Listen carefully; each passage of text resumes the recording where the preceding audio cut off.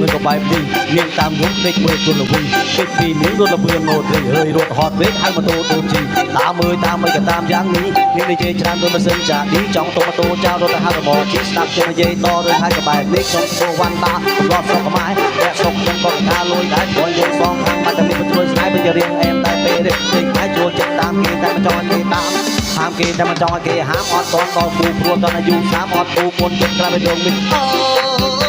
បងអើយជាកំហុងនាងណាជាកំហុងនាងណាអូបងអើយនាងនៅវ័យសិក្សានាងនៅរៀនទេបងរៀនចប់សិនចាំនិយាយរឿងស្នេហ៍ក្នុងចិត្តបងខ្លាំងតែម្ចាំខែកាលនៅរៀនបងក៏ធ្លាប់ធ្លាក់ដែរលាក់នួនលងស្ដាយចាយស្ដាយពេកចាំមករៀនមិនប្រកែតែលើគឺវិស័យជាស្នាមមកនឹងចាំមកខ្លាចជាអ្នកភ្លឺមកមានគេជួយញ៉ាំពីមុនចាំពេលអូនប្រមុខបងចង់វិធីយកគុណអើយអូនអើយខូចចិត្តព្រោះអ្នកណាខូចចិត្តព្រោះអ្នកណាអើយអូនអើយលើថាខូចចិត្តព្រោះបាន